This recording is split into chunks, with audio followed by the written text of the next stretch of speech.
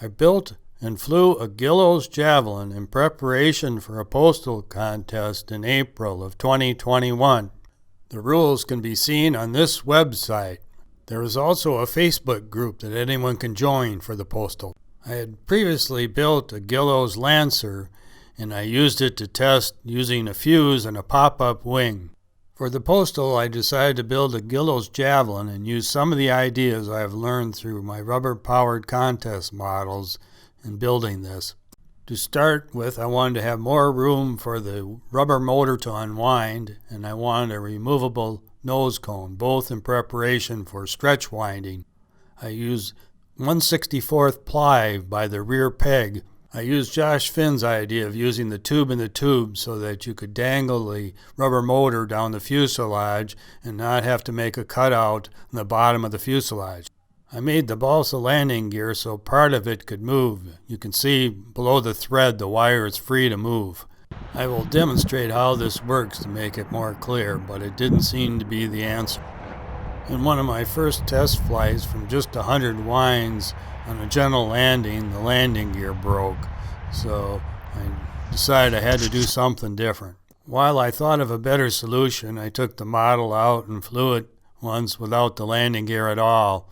I had inquired with other people about possible solutions, and one was to make a friction fit or to use tiny magnets, which are both good ideas, but I decided to use rubber bands. Using small rubber bands, it was easy to adjust the amount of tension on the landing gear. You can see here is the bottom view of it.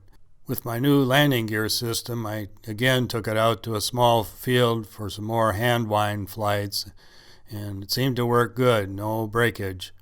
So then I took it out to a larger field and did stretch winding. Here you see my Javelin in a stooge.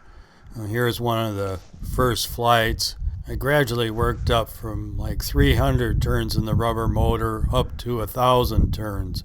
I'm not absolutely sure what the maximum could be, but I think I'm getting close at 1,000. The plane sometimes landed on the gear, or sometimes it would tip over, but there was never any breakage.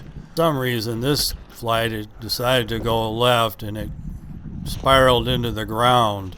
It didn't seem like there was any damage. This is my longest flight at 33 seconds. Now, I was hoping for more, but the propeller is really rather small for this wingspan of an airplane, and it's rather heavy for the wing area too, but the flight pattern looked pretty good. And rubber doesn't work as well in colder weather, so I'm hoping to get a little more performance in warmer weather, and I'll see if I can get some more turns in. I did notice after this flight that the wing spires were cracked, so I'm going to have to fix that before flying again.